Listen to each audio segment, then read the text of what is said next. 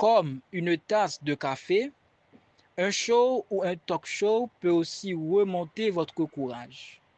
Il s'agit de la rubrique Le chrétien et la mode et qui va causer avec vous sur des points concernant la vie chrétienne. Suivez-nous et ne manquez pas d'audience.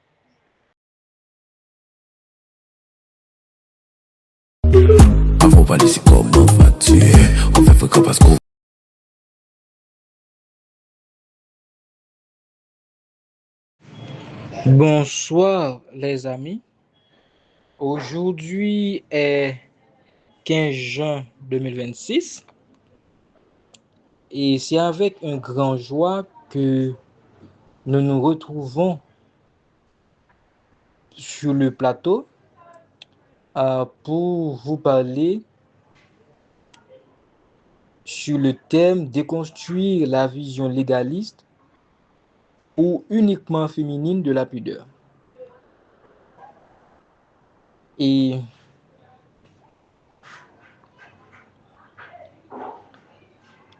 la pudeur comme une posture du cœur qui refuse l'arrogance, le m'as-tu vu et l'incidence valuable pour les hommes comme pour les femmes.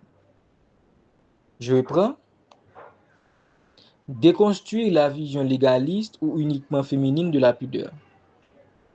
La pudeur comme une posture du cœur qui refuse l'arrogance, le m'as-tu vu et l'incidence, valuable pour les hommes comme pour les femmes.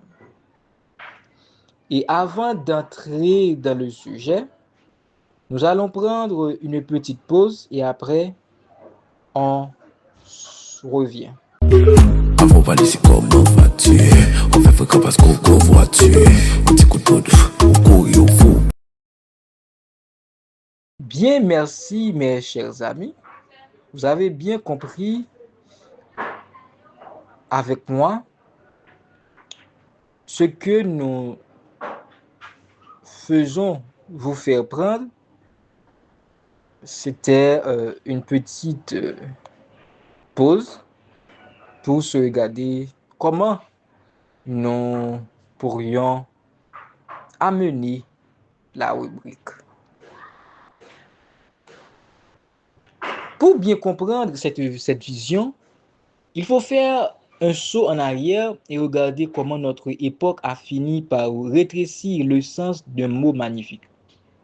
Aujourd'hui, quand on dit pudeur ou modestie, on pense tout de suite à un ensemble de règles religieuses ou sociétales, souvent très strictes, et soyons honnêtes, qui s'adressent presque toujours aux femmes.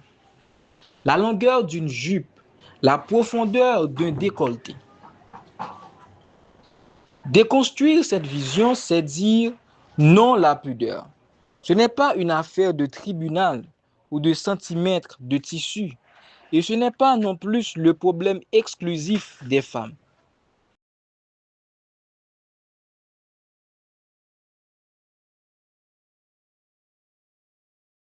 Le refus du légalisme, sortir de la règle superficielle. Le légalisme, c'est l'obéissance aveugle à la règle extérieure.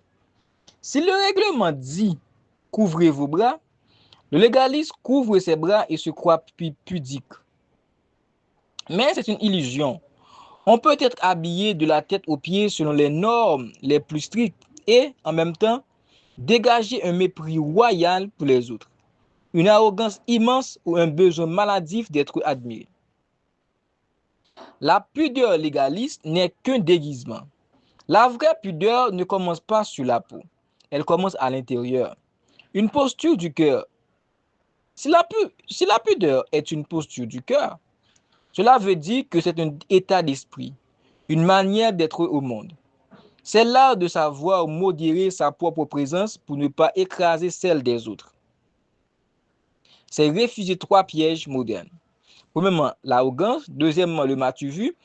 Et troisièmement, l'incidence. L'arrogance, pour l'arrogance lui-même, c'est croire que l'on vaut mieux que les autres à cause de son apparence, de son argent ou de son statut.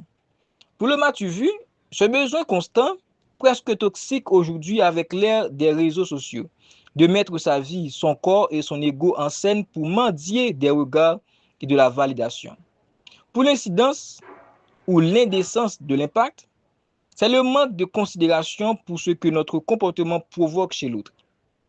Quelqu'un qui manque de pudeur se moque d'humilier, de choquer inutilement ou de rabaisser visuellement son entourage. La pudeur, au contraire, est une délicatesse. Elle veille à ce que notre manière de nous présenter élève les autres au lieu de les complexer. Une valeur universelle, valable pour les hommes comme pour les femmes.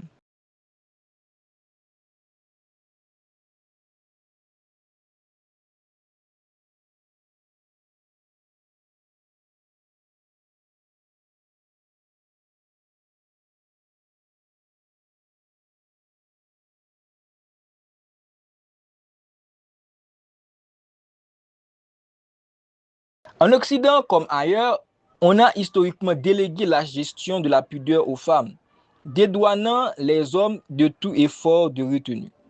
En redéfinissant la pudeur comme le refus de l'arrogance et du m'as-tu vu, elle devient immédiatement obligatoire pour l'homme.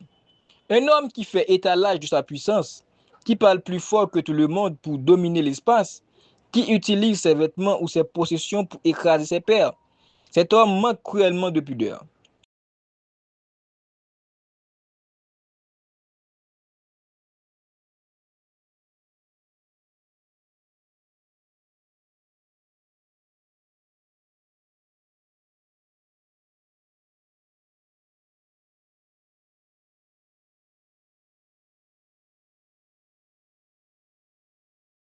Pour finir, la pudeur n'est plus ce qui cache ou ce qui punit.